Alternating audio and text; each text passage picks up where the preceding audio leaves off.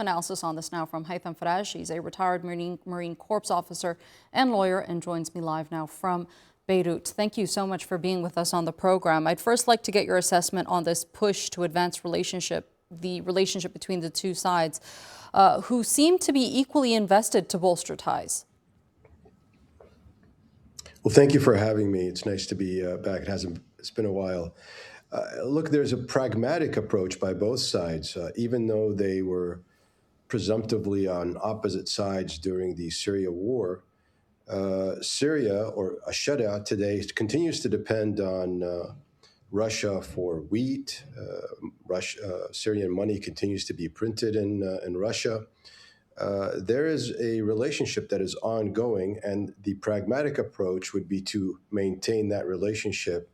And there's really been no reason to disrupt the relationship except perhaps the demand for the turnover of Bashar al-Assad. I don't read too much into the deployment. The Russian base at Qamishli was relatively small. The forces there were not substantial. And this is merely a redeployment. So I'm not reading too much strategic end in the redeployment.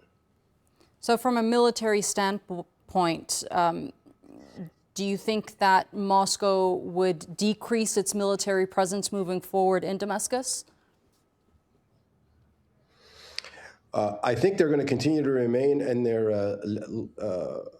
their ports on the Mediterranean, which I think do have strategic value, and I think that will continue. There wasn't much strategic value to the Qamishli after the SDF was defeated and Asharaa's forces regained some of that territory. It made sense for them to redeploy. There's no reason to maintain a base that it doesn't provide them any meaningful value. And so I expect that Russia will continue to remain in Syria on the Mediterranean, in the port of Laqiya, the Humaymin base. I think you're going to continue to see the evolution of the relationship between the new Syria and Russia. It's in both their interests. And so to the extent that Russian forces are there is a product of that relationship, not necessarily to impose any type of policy on Syria.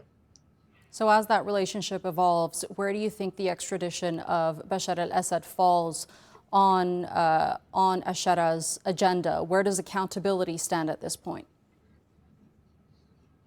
That's a great question, and it's an important question because Bashar al-Assad's value isn't just in what Alsharaa wants or some people in Syria want. It is going to be a reflection of Russia's word in the region for those who continue to oppose U.S. Hegemony in the area and see Russia as a counterweight.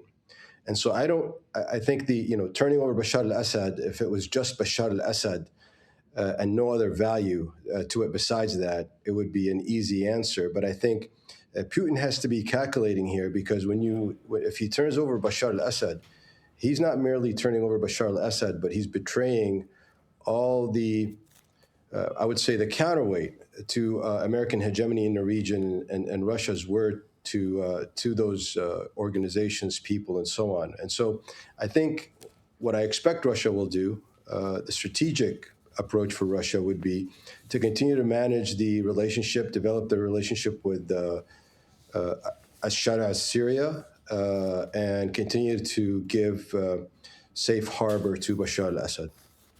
Okay, Haytham Faraj, thank you so much for being with us here on the NewsHour and sharing that analysis with us.